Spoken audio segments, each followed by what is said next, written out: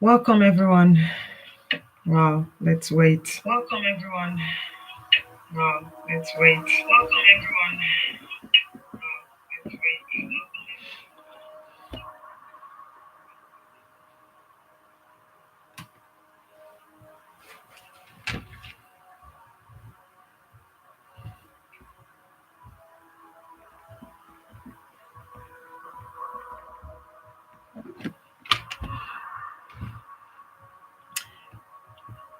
I can see 5 people connected. You can drop your questions. I'm trying to see. Let me know where you are watching from in the session. Let me know where you are watching from.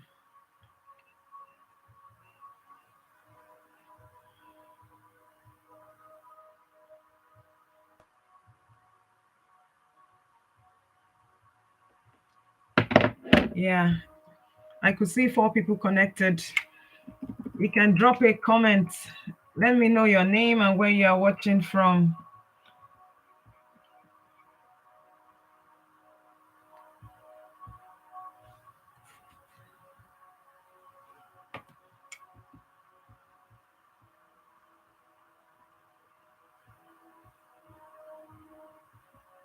Trying to see.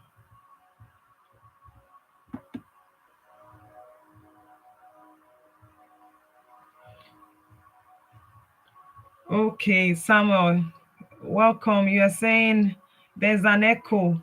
Let me try to see. I'm not sure why there's an echo actually. Can you hear me clearly now? You can leave a comment. I've tried to remove the source of the echo. If it's still clear enough, let me know. Welcome, everyone. Welcome. Happy to see you here, Sami Darko from Ghana. And I could see Buki Olajide from Lagos, Nigeria.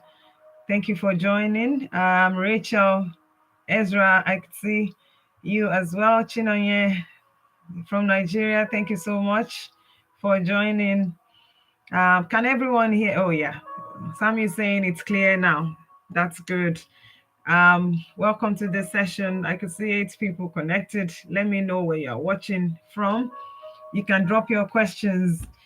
Nice to meet you, Kingsley from Nigeria. I'm happy to have you connected. It's a good thing where we can actually live chat to everyone, get a chance to meet everyone connected to the session, have a chance to answer people's questions or clarify doubts. I know a lot of things are going on, and so many people they don't know what to do or which path to take. Clearly, that's the purpose of this. So let me know where you're watching from. If you have any question, feel free to drop it, or if you want to give a comment, I'll acknowledge you on this live stream. Let me know. Let me know. Thank you for joining, everyone. Thank you so much for joining the session. Let me see. Yeah. Rachel is watching from Nigeria. I'm trying to read the comments. You can leave a review in relation to the channel, what you have watched so far, what you have learned, or what you would like to see in future. Or if you have recommendations, feel free to share that as well. I'm happy to see everyone connected to this live chat. I'm happy to see everyone watching from Nigeria, from Ghana so far. And I could see someone else just joined. Yeah, welcome. Yeah.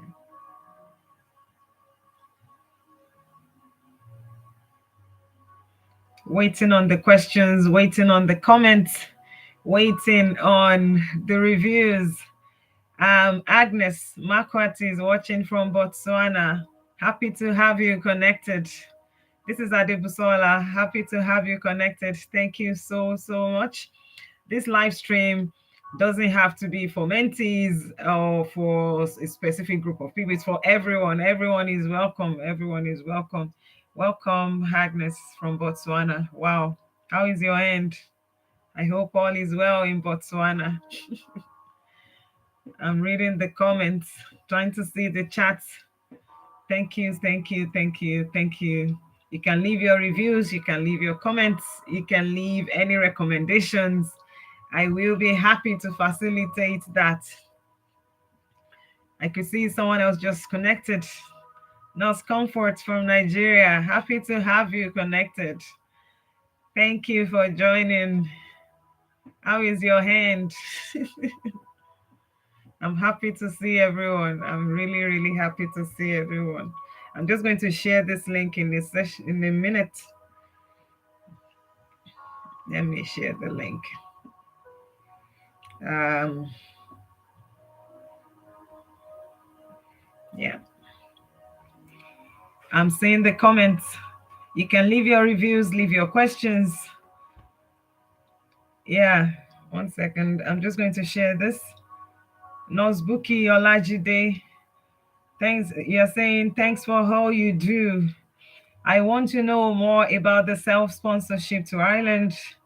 And also, is it possible to have the whole process completed within 6 months? Yeah, in a minute. I'm just going to I'm just going to share this video and I'll be back to answer that question. Just give me a few seconds to share the video.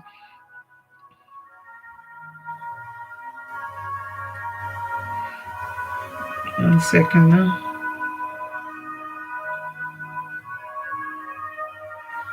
Just trying to share. I'll be back to answer all the questions in a second.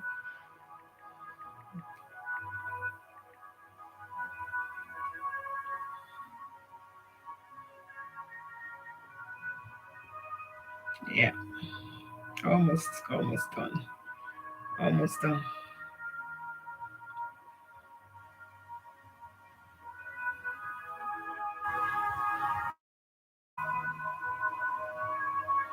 It's like I'm reading. So beautiful to see everyone's coming. Okay, one more to go. One more to go. You can leave your comments, leave your reviews, leave what you want to see. Leave if you have recommendations for me. If you have any suggestions or what you want me to do better, that. I'm happy to take everything. This is a live chat, so we are going to interact as brothers and sisters, as family, if you know what I mean by that. Just one more place to share. Where is this? Now,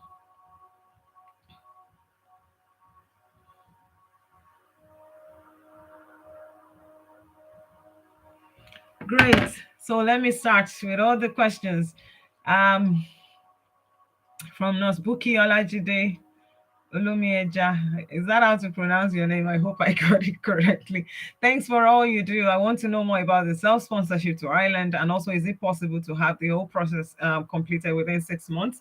So, in relation to self-sponsorship basically means you are sponsoring yourself, and if you are sponsoring yourself, it could be in relation to employment. Like the employment is actually very, very competitive at the moment, and recruiters, the few ones that are recruiting, they are so concerned about people passing the health exam or about people passing adaptation and other things like that. So if recruiters or employers are asking you to pay your exam fees yourself and everything, that is self-sponsorship in a different direction. In another way, that means you have an employer, you have a potential employer, or you have a sponsor. But at the same time, at this stage, if you don't have an employer, if you don't have a guaranteed direction, and you just think, oh, let me just do, or maybe you have your decision letter for Ireland, you just want to go the self-sponsorship pathway, that means that you are going to be funding yourself, paying for your cost of exam, RCSI aptitude test, or paying for adaptation. Most likely, self-sponsorship adaptation is not really an option for self-sponsorship, but definitely you're not going to be applying for normal pathway is. The self-sponsor, it means you are coming in for your exam. You have to book your exam from where you hire yourself. If you can book the exam and successfully, you don't need AWS for short duration visa. That is your exam visa. You don't need AWS for that. When you book the visa, then you have to consider the fact that within 3 months, which your visa is going to stay cover, you have to fulfill everything, pass your exam, aim at passing one or two exams within that period, within the 3 months. You can register for your PIN and get your PIN. Make sure that you have everything sorted as well so that you don't get, because there is still the probability that someone can get query at that stage. Even when you get to Ireland, someone can still get query at that stage. So you want to make sure you have everything to the country so that that's not going to be another query on your part, and it's not going to hinder you. So basically, for self-sponsorship, yes, the duration of the visa is only 3 months. You have to aim at passing the RCSI have to test once, and you have to aim at completing everything. Definitely for self-sponsorship visa, it's a visit visa or exam visa, which is only short duration. You have to consider where you're going to stay. Accommodation wise, you have to have sufficient proof of funds. I would say have funds at least for your flights to and fro as proof in your account, and have nothing less than 2M proof of funds in your account, just in case. That's if you're in Nigeria. I hope I've answered that question. If there is another area that you want me to clarify, you can also leave that in the comments as well. Now, let me see.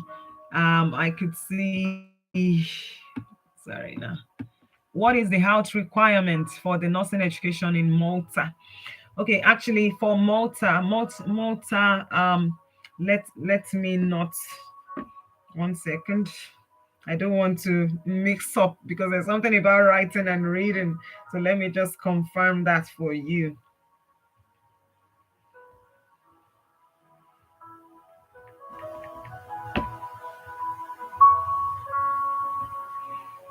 Sorry, now I'm just trying to see.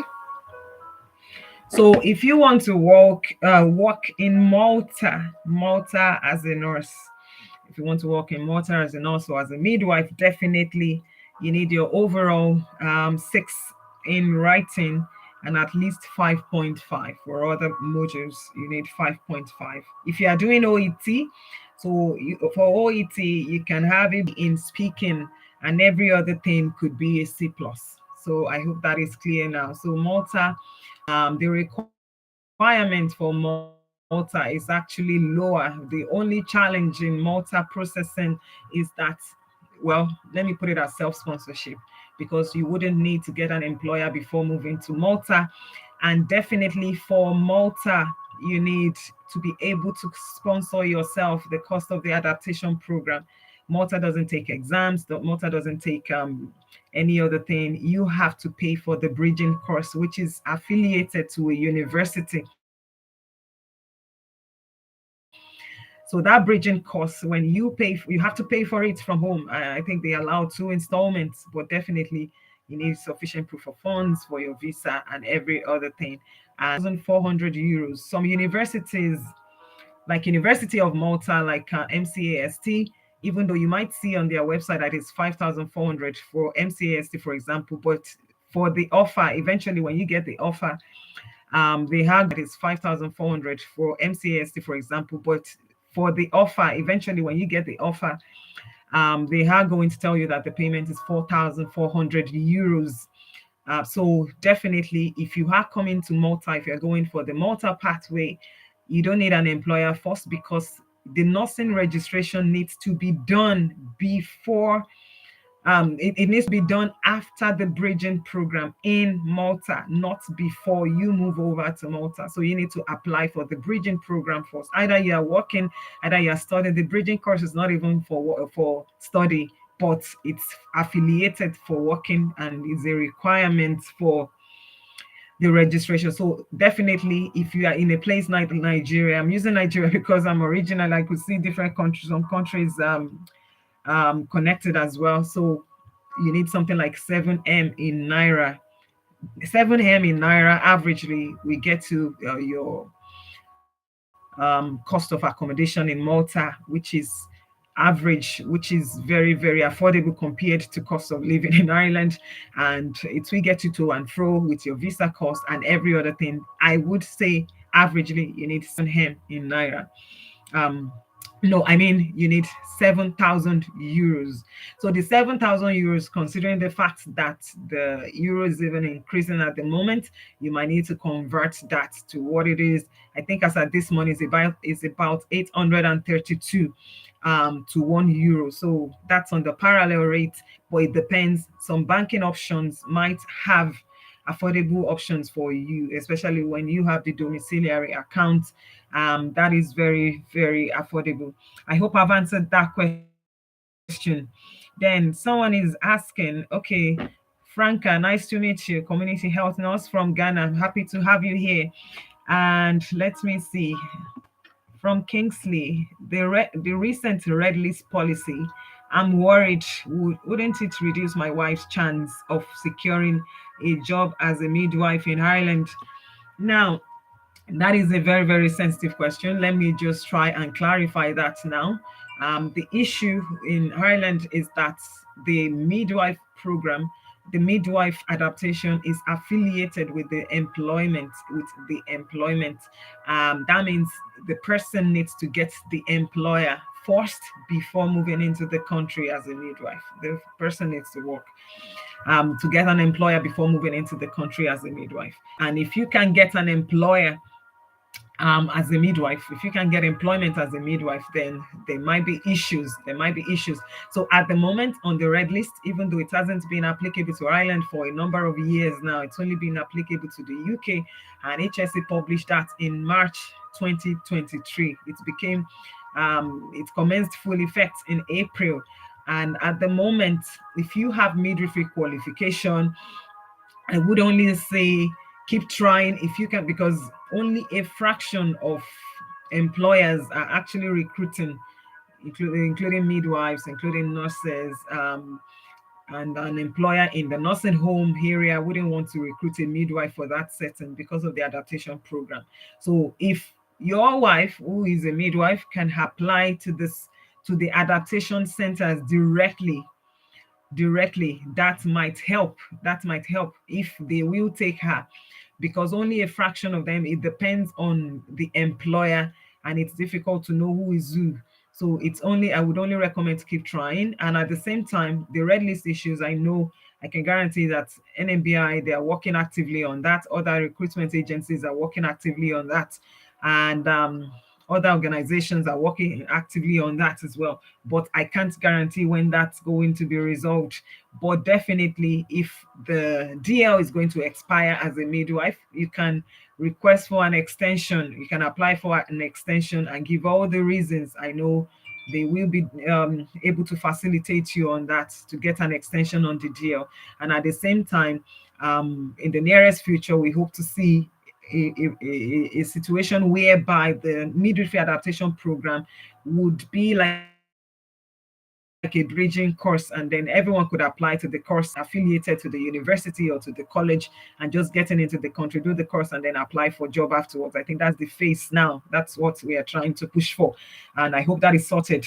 But definitely, if your wife is a midwife and your wife has a decision letter, hasn't gotten the DL yet, if you know that DL is going to expire, you can apply for extension on the DL, considering the circumstances, and give all the evidences. And at the same time, let your wife keep trying to apply to adaptation centers directly. The adaptation centers, they are minimal, they are few in Ireland. That means someone can actually get it, an employer here. This hospital might be your employer, but your hospital might not be an approved adaptation center. You still have to go somewhere else. The employer will still have to sign you up for the adaptation somewhere else. So you have to be mindful of that. Um, you can also try and keep applying directly and see if that helps. I hope I've answered that question. Nurse Blessing, you're very, very welcome. Happy to have you here. Nurse Frank is saying, I want to know if there are agencies recruiting public health nurses, community health nurses. I'm not sure where that is now. If that is Ireland, yes, there are agencies. I know, like I mentioned, generally, some recruiters are still recruiting. It all depends on the employer, but definitely to recruit you as a public health nurse, you have to have applied for public health nursing division with NMBI. That should be your first, because some people have degrees in public health, some have masters in public. So if the degree is your first qualification, definitely you can apply for work directly as a public nurse. But some routine nurses with general nurses division, um, if you have significant experience in the community setting, and then at the same time you can also keep trying, if you will get an employer that is happy to recruit from your RGN, that is your registered general nurse certificate, with your experience in the public health community setting. Then someone is saying, is it possible to work in New Zealand as a healthcare assistant? I would say yes, it's possible, but it's a complicated pathway. It's a complicated pathway, and it's not even straightforward. It requires lots and lots of funding. If you watch the tutorial video, the live one I made on New Zealand, you will discover that I mentioned. I'm replying to Nurse Agnes now, I think. Yeah. You would discover that I mentioned three career pathways for New Zealand. One is the enrolled nurse pathway, and the other one is the registered nurse pathway, and the other one is actually the what's it called now? The advanced nurse practitioner pathway. So the enrolled nurse pathway is for diploma holders only. If you don't have your degree, definitely you can still take the enrolled nursing pathway for New Zealand. And for the enrolled nursing pathway, it's like working as an HCA basically, until you can have everything. So, but you still have to register in a university setting on a program and register for the enrolled to get the enrolled nursing criteria for New Zealand. So it's a complicated pathway, but definitely if you have your degree in nursing and you meet up with the health requirements for New Zealand, yes, you can cross as a professional, as a registered nurse. But definitely about crossing as well. It depends on school. Some schools get rejection. Some schools get direct approvals. You will still need that your school, your transcripts, your curriculum shows that you have over 2,300 hours of theoretical practice as a nurse for you to get the approval from New Zealand. I hope I've clarified that. So, healthcare assistant, you might want to look more online on the enrolled nurse pathway and read that more and see if it's what you can afford. Definitely, you are going to be paying yourself. Now I can see hello, my your sister mentee from Nigeria. Happy to have you here, Nostani Olayinka Bukola. Thank you for connecting. And I could see Nos Agnes again is asking, how long does it take to relocate to Malta as a registered nurse? Yes, generally Malta is a fast pathway. The processing for Malta only takes 3 to 6 months, averagely 3 to 6 months. That's the processing for Malta.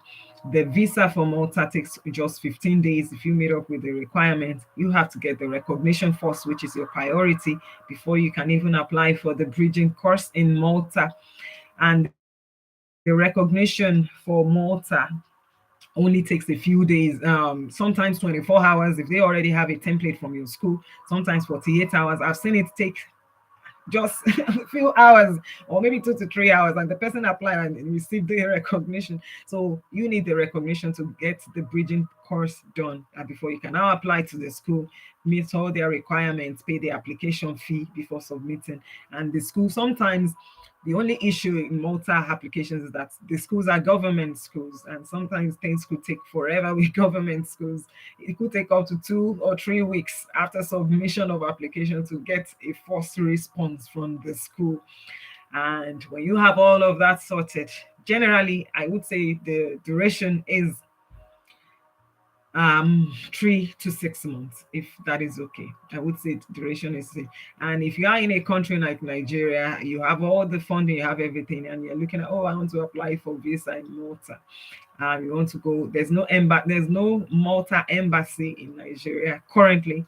The embassies, they issue Schengen visa. Schengen visa means short duration, which will get you into the Schengen countries, which Malta is included, but it's only for the Schengen visa is only for visiting short duration of less than 90 days. Since we are doing the bridging course, which could be 4 months, which could be 6 months, depending on the school you want to go to, depending on the school you are attending that program to, you need something beyond Schengen visa. So the school liaises with the visa office, which is called the Identity Malta. They send you the visa requirements. So it's online. You don't need to go to any location. They send it to you. You upload all your documents and apply for the visa.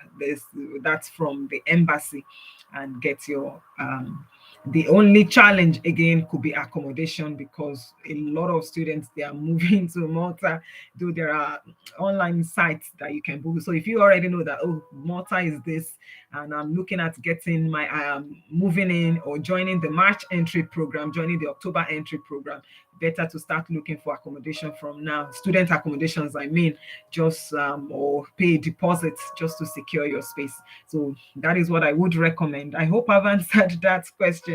And then, oh, okay, thank you. Nosbuki Olajide said yes. Thank you so much for that. Any news about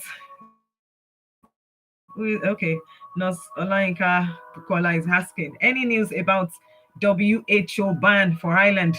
So at the moment, like, I'm not a government official, but I can say from my point of view, I don't have any updates on that yet. I don't have any updates on that yet. I know there are a lot of even migrant nurses Ireland. They presented that to the DOL recently. The issue of the ban and everything. INMO mentioned that, and a lot of other institutions and organizations are working actively on that. But the thing is, the WHO ban is only for HSC hospitals only. Only hospitals under HSC. Even despite that fact, if you read the journal, I think the journal data, they still mention that HSC, some HSC hospitals are still recruiting them, right? That's why that list. So definitely, some hospitals are still recruiting. Hospitals that are not under HSA framework, there are private hospitals that you can look up online in Ireland. Nursing homes are not under the WHO. I mean, under the HSC policy, so they are not affected by the ban. Nursing homes are not affected by the ban. That hospitals, Dublin Academic Teaching Hospitals, the massive teaching hospitals in Ireland, are not affected by the ban. So they are still actively recruiting. So everyone can look that up and see. So that would be my recommendation for now. And then Nos Blessing is asking, please, is it possible to inform the NMBI to extend people OET and how? I think that was mentioned at the last advocacy meeting. The issue is, the push is that the out even merely working in an English speaking country should be sufficient for someone to say, you are okay, you can speak English and things like that. So, but definitely, I believe that would be a long process. Asking NMBI to extend people's OET or out, because that is not their jurisdiction, because any extensions would have to come from the house institutions. I know definitely during the COVID, they said if the health or OET was valid as at the time of your application, submission of application to the NIMBY, which is an MBI, as at that time, then it would be valid as a submission. But those policies have changed recently since the COVID started clearing off the atmosphere. And so now it's your health, your OET will still have to be valid as at the time of registration. That is after you have completed, when you're about to complete your registration in Ireland. Maybe you are going for what's it called, adaptation or RCSI aptitude test. Even some employers are now pushing that your English exams should still be valid for at least 3 months after you have completed your adaptation for sufficient time for your registration to be completed with NMBI, because that is the phase where you need the English results. The English results is no longer needed at the beginning of submission of for submission of application. It's needed in Ireland, but definitely before you get a job, an employer wants to see that you have proof of English competency. So that is what everyone is aiming for. So I would say that is a long-term process which we could look into in the nearest future. And someone is asking, Kingsley, let me see. How easy is it for a midwife to secure a hospital for adaptation as a midwife? So I would say it's currently, considering the things happening currently, I wouldn't say it's easy at all. Um, it's a complicated process, as mentioned. It's complicated. So if that's complicated, I would only say, first of all, the goal would be to go on NMBI website, get the list, the updated list of adaptation centers, because NMBI publishes that on their website. So if you go online on the NIMBY website, when you get on the NIMBY website, search for the adaptation centers, the approved ones, then each of those centers, the person can, you can go and visit each of those sites, each hospital, and start applying for their adaptation programs that are open. That would be my recommendation, because it's not all hospitals that are approved for adaptation. You could be applying for a job here and you think it's adaptation. No, it's not automatic. It's only most employers who take candidates for adaptation is only that they are doing adaptation in their hospital. They don't take anything else. That's their policy. So that is the only way. So my recommendation would be first to go on NIMBY website, get an updated list of all the hospitals doing adaptation, and visit those links, each of those hospitals, their website pages individually, and see their career pages, their job vacancies, and keep trying and see. Hopefully that works. I hope I've answered that question. And Oshinone is asking, what's the estimated amount in naira for self actually, that's a very sensitive one. Like, things keep changing. My recommendation would be to get a domiciliary account, which would be more affordable, and get the card in USD or in euros if your bank can afford that, because the rate at which things are going, like maybe last month the conversion rate was about, maybe on the parallel rate was about 750 euros to something, or to no seven, if it was, for example, 750 naira to 1 euro, and today is 832 to 1 euro. So a lot of things don't change, things keep changing, so I won't be able to say this. Or okay, let me just try and do a quick calculation and see if that helps.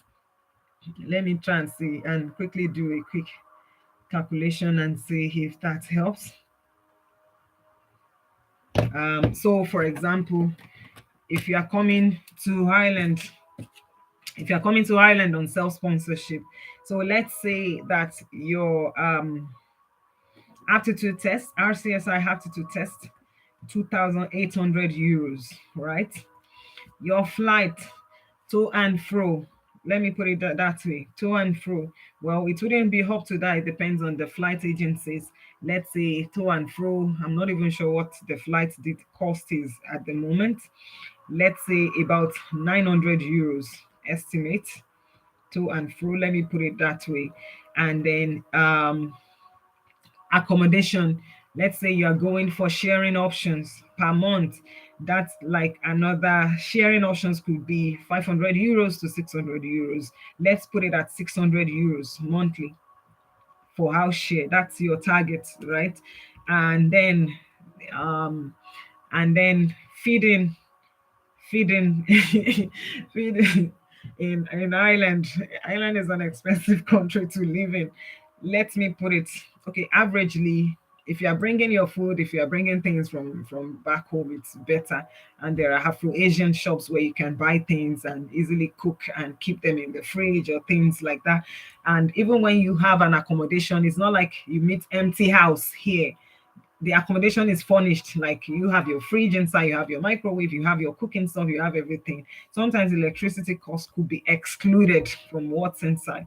So like the accommodation I mentioned, it's if you are sharing, it could be three of you in the house, it could be four of you, but definitely not one person, because that would be way too much. So let's say feeding, um you budgeted feeding for another 500 euros. Let me put it that way, maybe 500 euros monthly. That's your feeding. And then when you coming into the country either on self-sponsorship, or either you've been sponsored by an employer, you still definitely need to register with immigration. And that immigration card, which is IRP, costs 300 euros per adult. So that is mandatory for everyone coming into the country. And then what else? If you can remember anything, you can let me know in the comment section. And then let's see this. So miscellaneous, maybe for documentation, for other things, for calls, let's see another 500 euros. Another 500 euros. I haven't added the visa costs. From visa, single entry visa is only 60 euros plus administration fees for whatever they say at your end anyway. So that's about 60 euros. So let's put it at, let me calculate that, and then you can know averagely what you would need, what you might need if you are coming on self-sponsorship.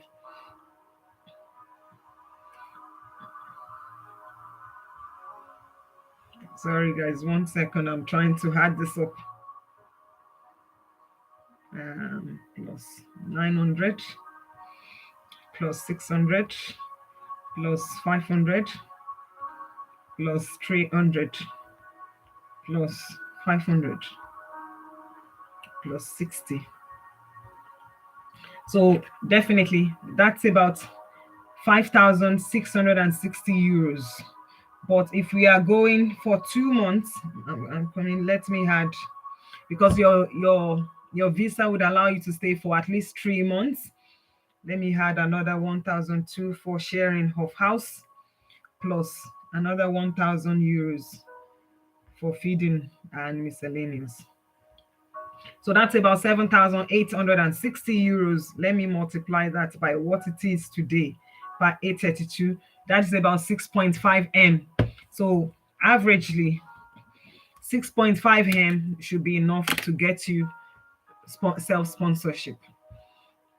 6.5, if you can. That's as at today. I know the rate is increasing and everything. So if your target is about 7M, I think it will get you to Ireland. You need to book your exam. When you book your exam, get all your requirements for your visa and go and apply for the visa immediately. And from there, start making plans to get your accommodation and stuff. So that is it. I hope I've answered that question. So approximately 7M in Naira would get you, that is about 6,500 euros plus, would get you to Ireland on self-sponsorship. Now let me see. What is the age limit for Malta?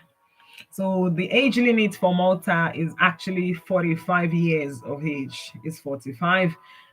Anyone who is above 40, most schools in Malta, any program whatsoever, is 45. But for Ireland, it's the normal retirement age, which is 65 years. So for Ireland, it's 65 years. Anyone could still keep coming in, provided you are not retired.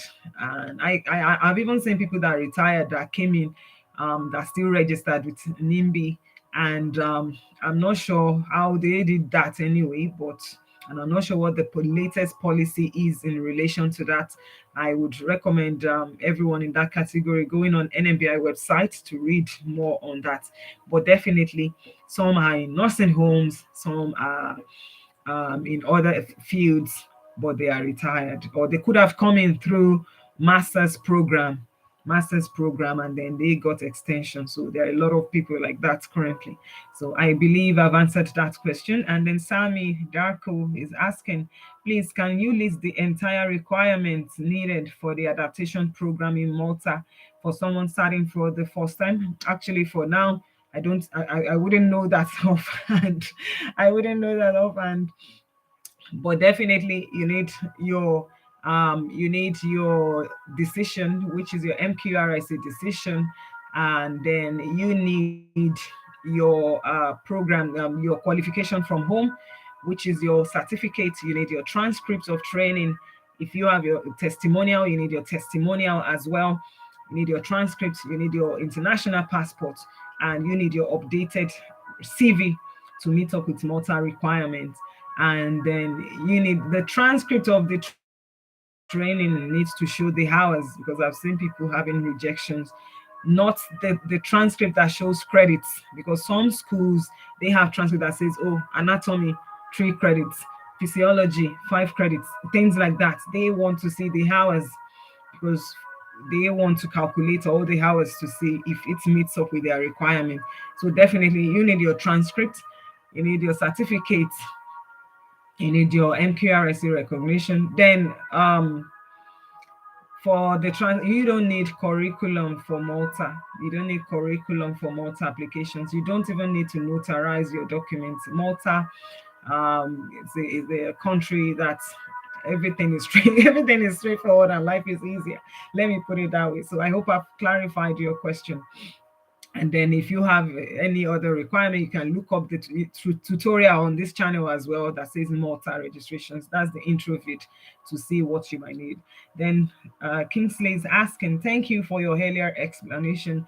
How can I get a list of adaptation centers for midwifery in Ireland? So even if you look on this channel, if you click on the channel name and you go to videos, click on videos, then scroll up. When you scroll, I think I made one recently, I'm not sure if it's too recent now, maybe sometimes last year, that says list of adaptation centers. It's just a short video. I'm not sure if it's up to 10 minutes or something like that. That says list of adaptation. But definitely, since the policy keeps changing, NIMBY readjusting their policies, updating the website and stuff. So you might need to go on NIMBY website to see the latest list of adaptation centers. They always publish things like that. I hope I've answered your question. Then someone is asked, let me see, Rachel Ezra.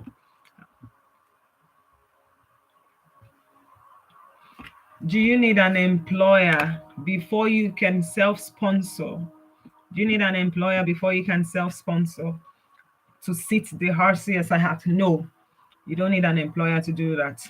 So you can apply for the exam. I've seen people who did it, and I know them. I wouldn't want to mention names. Yes, no need to have an employer. In fact, someone, she did everything, got some queries at some registry. She applied for exam visa, got into the country, got some a few queries before the final registration was done. She didn't pass the exam once. She had to repeat the exam. I think failed maybe 1 or 2 stations. I'm not sure now. And she repeated, because once someone fails, you have another chance, which is at 2 or 3 months your visa is going. That's why I mentioned earlier on that you need to make sure you can pass the exam once. And then she did a receipt and everything before she completed the registration. Time was already gone, but luckily she got an employer. She applied for the jobs with the pin, because she got the pin, applied for the jobs in Ireland with the pin and everything, and our stay was almost expired. So our stay expired, and she did the interview today with the employer in Ireland, and then she went back home to Nigeria the next morning, which was Saturday. Because number one, you want to aim at not overstaying your visa, because if you overstay once, it could mar your chances in future. Someone did that until today. She hasn't been forgiven by the embassy. So it's a sensitive thing. So she did the interview, went back home, and then she completed all the processing of the job from back home, and then she came back legally in the country. And today she's a star. So a lot of people do that. The exam pathway would be you don't need your AWS live stream. You don't need that.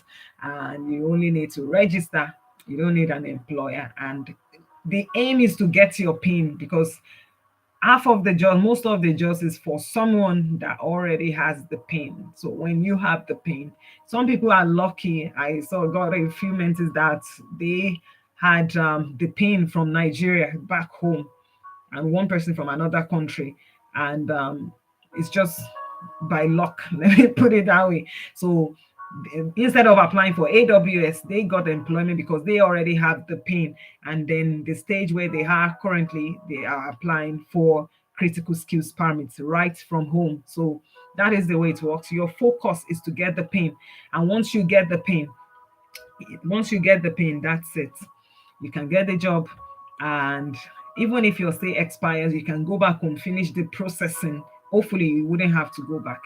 Hopefully, you can even apply for extension on your stay if you have the offer in your hand, or if you have the proof that, oh, this employer is about to complete my application. You can get another extension on your stay, and then when you get the job, you can go back to immigration, book another appointment with 300 euros, and extend your stay officially. And at that time, you would be applying for critical skills, the visa that allows you to bring your family, not the AWS, because the AWS can only be done outside Ireland.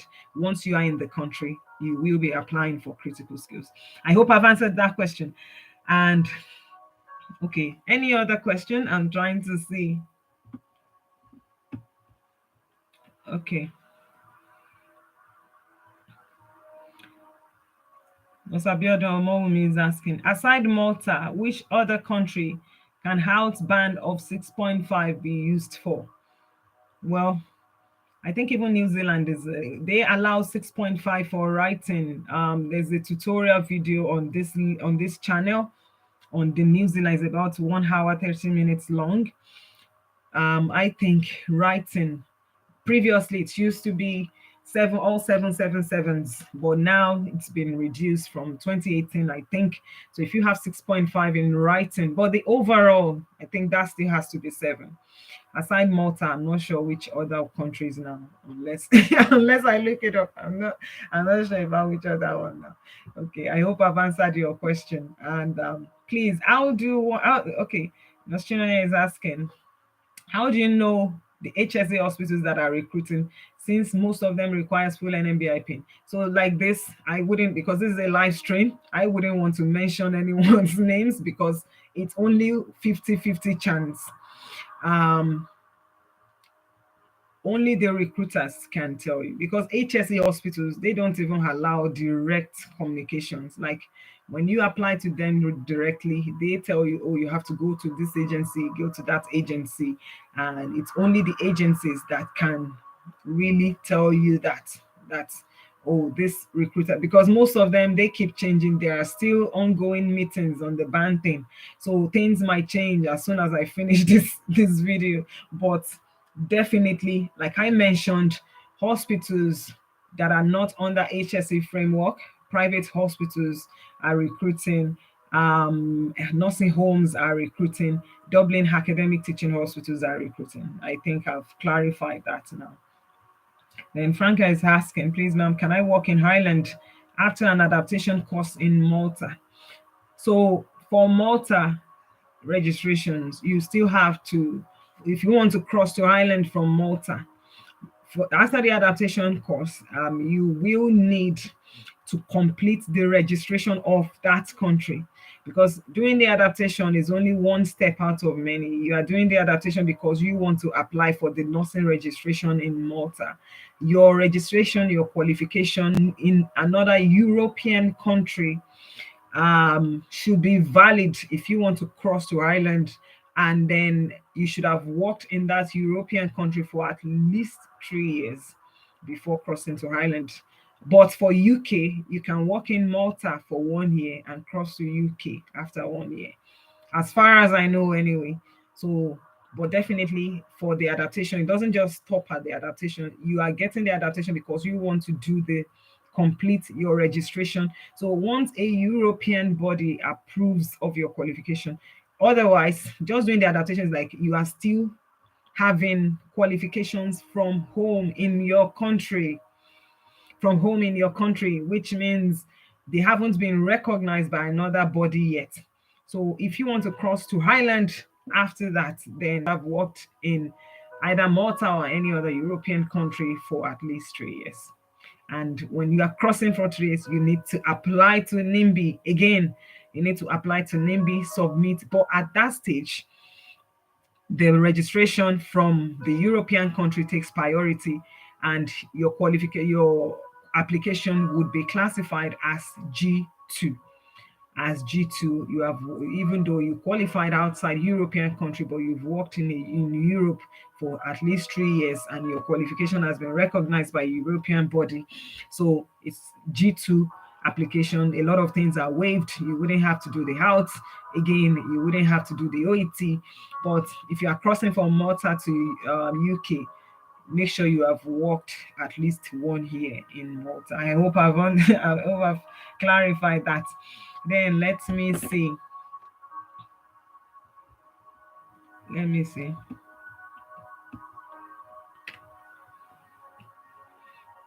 Yes. So as Chinoya is asking, HSA jobs that says or eligible for registration, job specifications that we request for. Okay, please, what can I submit? So for those ones, if you see the job application that says yes, because most of the job specifications, when you see the HSA jobs, they have this other specification document attached in Microsoft Word that says when you're submitting this application, you have to submit this, you have to submit that. When you see eligible for registration for HSC job, but the specification says you have to choose IRP and passport, make sure that you don't even waste your time on progressing for that, because it's for only those in Highland. That job is for only those in Highland. But if they allow non-EU, because I've seen one or two that did it in the past, despite the fact that the person doesn't have IRP, it was over. That was before the ban thing came into place. So now they are very strict on the applications. Your passport should be sufficient alone. The passport should be enough. The IRP, nothing can replace it, because the IRP is only given in Ireland. That is your immigration permit. It shows your stamp, that you have stamp 1, you have stamp 4, you have this is your permission, and you're only allowed to stay in the country until so and so date. It's stated on the IRP card. So when you see those jobs, when the job says eligible for registration, it's for everyone, either in EU or non-EU. But the EU and non-EU category needs to be in Highland already if the job specification is saying you have to provide an IRP card. I hope that is clear now. It means it could be non-EU. So that means if you have sponsored yourself or on self-sponsorship, you're in the country already. Definitely, like I mentioned when I was mentioning what the amounts you might need on self-sponsorship, I mentioned the immigration registration fees, which is 300. That immigration registration we get you your IRP card. So you need that, and you need your international passport. Then you can apply for that. But when you see it as eligible for registration, but the specification is not allowing you to proceed, or you want to give it a try, just submit only your passport. That would be my recommendation. I hope that is clear now. Then, please, is there a scholarship for the tuition available for adaptation course in Malta? Um, let's, well, they, I've seen someone that got this scholarship. They have they have scholarships with them, with the institutions, MCST, University of Malta, but you have to have paid for your tuition, gotten the offer first, and then maybe the scholarship would be later can help you to subsidize it, or maybe they pay the half of the fee. But there is a way they always communicate that with the applicants anyway. But you won't be getting it before going to Malta. No, no, definitely. I mean, yes, I mean, before applying, you need to have applied, you need to have paid your tuition. Sometimes they can send you the link if it's still available. They have scholarships. I would say yes, because I've seen two people just in the past 1 month get the link for scholarship. The school sent it to them directly after checking the applications, after saying all the criteria. So I would say giving it a try first and then see if you will be able to meet up. I hope that is clear now. Um, do you have to submit your bank statement in the application process for Malta adaptation program? Someone is asking that question, Sammy. Thanks for asking that question. I would say for every visa application, yes, you have to submit, either it's for your sponsor or either it's for yourself. For every visa, including the visa for Malta, bank statements need to be submitted. Bank statement again for Malta self sponsorship, because you are paying for the school is almost 5,000 euros. You need about averagely 7M. You need averagely 7M. So you need to prove that you have already paid the school fees or with the receipt, and then you need to prove that you have sufficient funds left to cover you during the adaptation program in the account. If your sponsor, maybe a family member, is standing as your sponsor, that person will be providing the bank statement. But definitely, if you are looking at sponsoring yourself, don't ever try making sure that maybe you just drop this bolus of funds in your account once. It's going to be queried. Maybe someone just sent you 5 million euro, 5,000, 5 million. Let me put it out, 5 million naira in your account. I know it's for travel. Maybe you're planning, just want to show it as proof. There will be queries. There will be queries. Let there be sufficient evidences that the person who transfers that money is sponsoring you, is covering the cost of funding and everything. Even if you will be returning that later on, but you need lots and lots of evidence, and all the evidence should be on letter-headed papers. So that would be my recommendation. Yes, definitely, bank statement is required. It could be for yourself, it could be for anyone else. And please, man, how can I get HCA job if I can use it to get to Highland before I get the nursing job? So currently, I know a few people came to me and said they want to do the HCAs. Um, I would say the issue currently is the level 5 QQ high. Level 5 is the NQF framework. Level 5 is the HCA category. Like, if you have nursing, if you don't have nursing, if you have nursing specifically, but you can't meet up with the health requirements or OET requirements for the registration pathway itself, you could still work as HCA if you are in Ireland already. Previously, sometimes last year, a lot of people moved as HCAs. Yes, in fact, personally, I had to put a stop on HCA mentoring because I have so many people hanging that are yet to cross over. And the reason is that they changed the rules, that the diploma wasn't sufficient from any African country from outside the EU, wasn't sufficient to get the HCA job. You need to prove that you have the level 5 QQI qualification issued in Ireland, because I know some organizations they came up. I know one organization that reached out to me from Nigeria specifically, the founder or the CEO, I'm not sure what I should call him now, and mentioned this is his curriculum and this, and they do this carer training.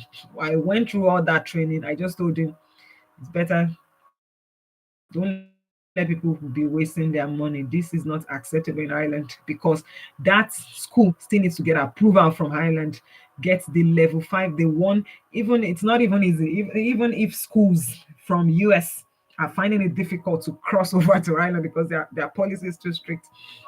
So how much more?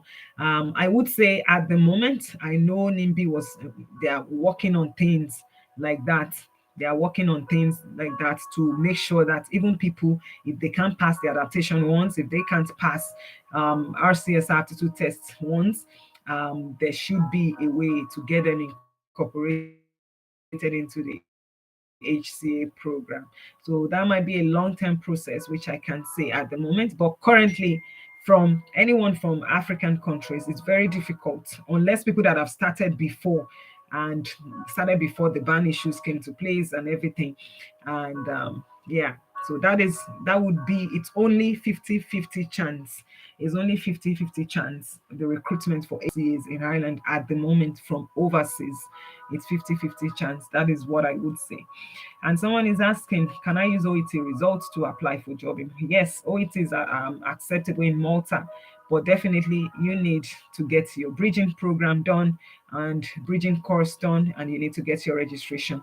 During the bridging course, which is like 4 months or 6 months, I mentioned in the tutorial video that your permission, your visa would allow you to work for like 20 hours weekly, if I'm correct anyway, if I can remember specifically what I. So it will allow you to work for certain hours. So you can, not as a nurse officially, but you can do other jobs, office work, administration, something to get you going, to allow you to pay back anything, any loans you've accrued, or to keep you going during your stay prior to your registration in Malta. Yeah, the visa would allow you to work temporarily, but you need to make sure that your OET is valid for Malta applications. I hope I've answered that question. And Sammy is asking, can the tuition fee for Malta be paid in installments, or you have to pay the full tuition before you are given the admission to the school? I know someone, the school pays two installments, I think, and they give you the duration between when you have to pay it, so it doesn't have to be complete. But if you don't pay it complete, if you're applying for a visa, you might need to have enough evidence in your account that you have the money in your account. That's the way it works. I mean, for visa purposes, not for the school now. The school will send you your provision, send you your provisional offer and everything, and then they give you the directions on how to make the payment and how many installments you can pay. And when you pay your first installments, they get you the letter, the confirmation of placement letter. And after that, then when you are getting to visa stage, you might need to prove that you have sufficient funds to pay for your school fees in your account. I'm not sure now. I think there might be financial institutions at your end that help with loans for abroad funding, that help with sponsors. I think someone mentioned that to me a long time ago now, but I can't really remember. But there might be financial institutions or credit unions that could help you standing up, and then you can pay them back in installments. I hope I've answered that question. So we've spent 1 hour plus. Let me see. The issue here is that 90% of Irish recruiters don't recruit from Nigeria. They won't even acknowledge your application submission. It's frustrating and depressing. Yes, I know it's frustrating and depressing. Um, Even though I can mention that this is because of the ban issues. This is because of the ban issues. The recruiters that are recruiting from Nigeria currently, they are choked up. Let me put it that way. Recently, just this week, they replied to someone and said, we will schedule you for interview if you can give us a proof that you will be sponsoring yourself for the aptitude testers. And because they don't just want to take chances, they got so many applications. Sorry, I'm just trying to keep my phone active. So they got so many applications, and then to respond, they only want to select a few ones that they are responding. They want people. So maybe my recommendation would be, when we are applying for a job, when you're applying for a job and you're adding your cover letter, you can mention that you can sponsor yourself. I mean, you can make payments yourself, because that's what, because I just discovered that this week. That's what they want to see. They want people that can take the chances. They will give you everything. They will give you the sponsorship letter and everything. But definitely, you are the one that is going to be making the payments. They don't want to take chances with AWS. And also using this medium to say that everyone that applied that have AWS issues, the response you got from AWS, you can send it to me because I'm making a compilation video of how to avoid AWS issues. It's causing so many issues. People applying twice, three times for AWS, and the payment fee is non-refundable. So if you have any documentation that can help me in my compilation before I make the video public, I'm compiling that so that everyone can be able to avoid any issues with AWS. So on recruitment, on Nigerian recruitment, on African recruitment, I would strongly recommend that if you can sponsor yourself, to include that on your cover letter, saying you are willing to cover the cost of your exam now and maybe get the payments back later if it's part of their sponsorship in Ireland. But from now, you are willing to do that yourself and they can pay you back when you get to Ireland and when you succeed. So I think that is exactly what they want to see because they are choked up. I spoke with one recruiter, let me put it that way, just this week. Is even discouraged, like as well, because they don't want to throw their money into something and think, oh, this person might be rejected in AWS, this person might be this. So if they see people coming forward to say, like, we can sponsor this ourselves, we can sponsor this, we just need your name as our recruiter, as the employer, and they will be willing to facilitate that. So if you put it as priority on the cover and reapply again, then give it a try and see if that works. That would be my recommendation. I hope I've answered that question. Then let me see. Maybe 15 minutes more and we close the session, or we close in 10 minutes. If you have any other question, if you have any review, any recommendation, or what you would like to see in upcoming videos or sessions, you can leave a comment and let me know what you think. I'm still reading. Let me see. Thank you so much, everyone, for joining. Let me know where you are watching from. Let me know where you are watching from. If you have recommendations, if you have ideas or suggestions.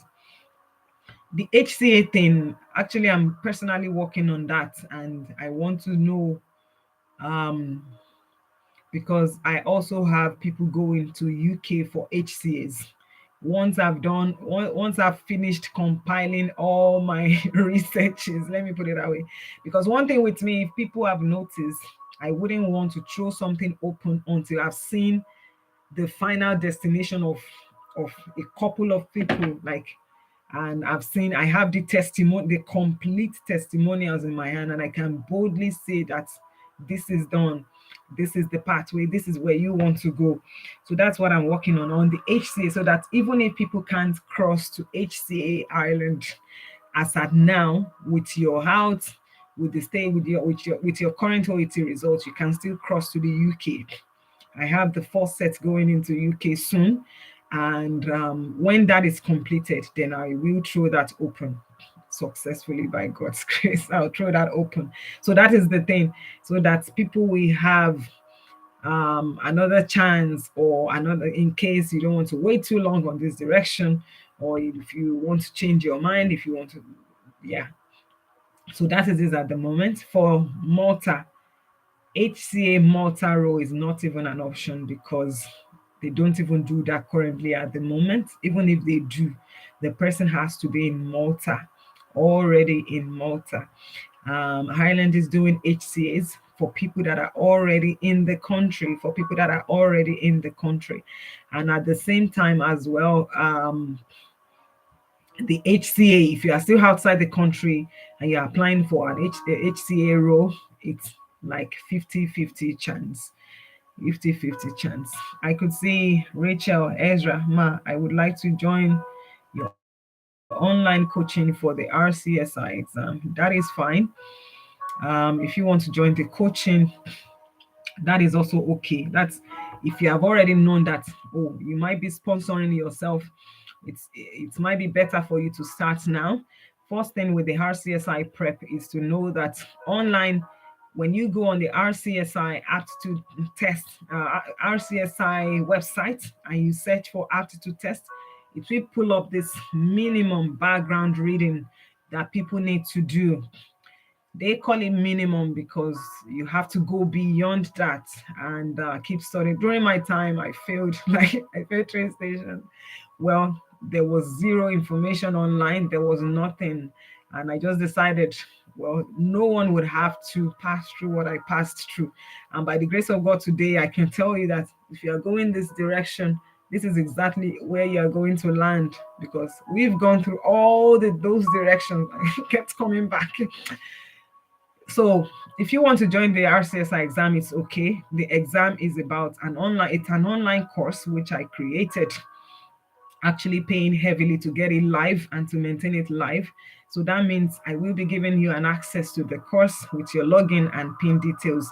And on the dashboard, you can track your progress. Over 300 lessons at the moment.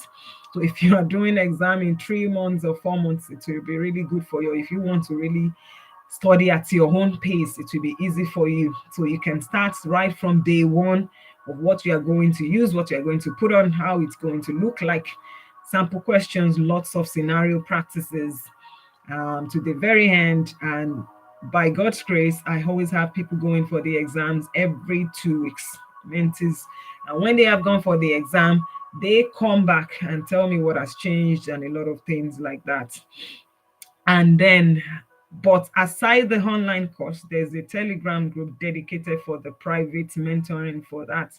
That is for weekly assignments and for, because I have submissions today and I'm going to be reviewing those submissions by tomorrow morning. It's mock scenarios every week or every 2 weeks.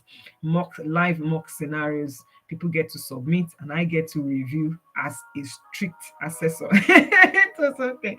It's just to make sure people pass as much as possible. So that is it. I hope that is clear now. So the link is on the website. It's in the description. You can look that up.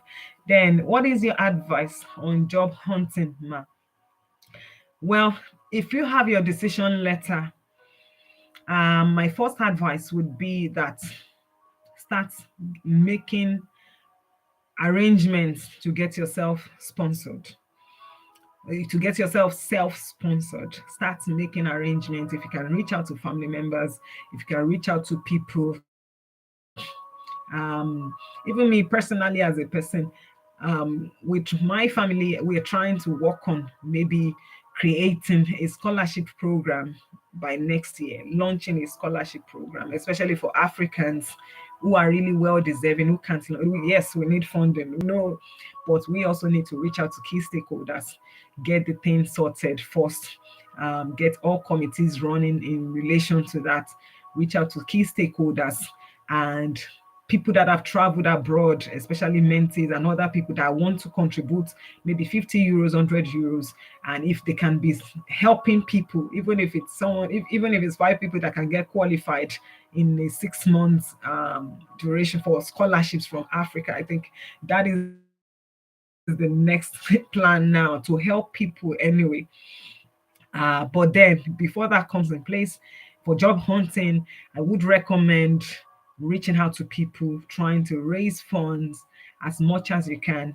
One side, keep applying for jobs, try nursing home options, try other options, try Dublin teaching. I have people having interviews this week. It's just this because they keep select. Maybe if they get 50 applications, they select 5 out of the 50 at random. So that is the way it's working now. There is a lot of competition.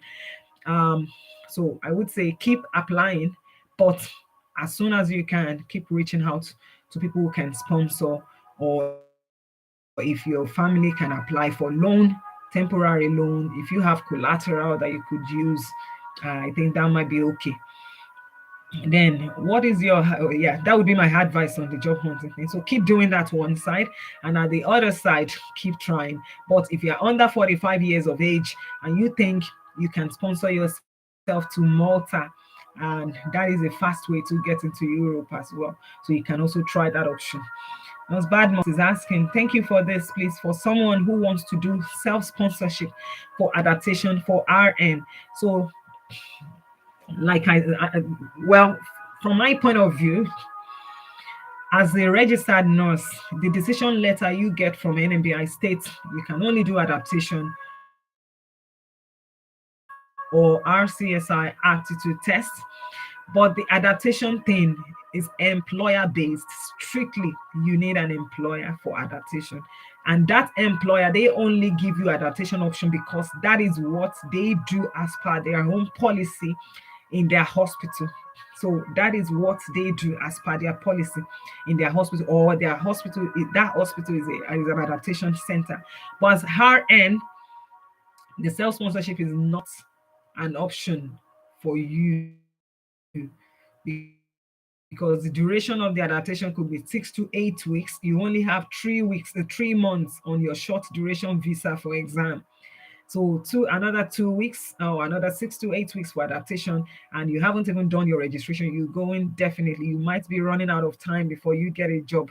So my advice would be to go for the RCSI aptitude test option, provided you are RN and it states on your decision letter that you have to do either adaptation or the aptitude test. That is the fastest option you can get, because you still need lots of time to complete your registration stage with NIMBY, and then you need lots of time to apply for job, get shortlisted, and do everything as fast as you can before your 3 months elapses in Ireland. So that would be my recommendation.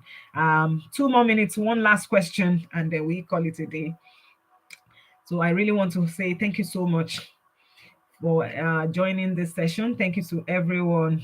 It's been a privilege to know everyone, to meet everyone online today. I called you and said, I really appreciate you for using your internet, for using your time to connect. Thank you so much. Hopefully, we have more live sessions in the nearest future. I'm waiting to see if there will be one last question before we end the stream. If you have any recommendations, you can still leave it in the comment section.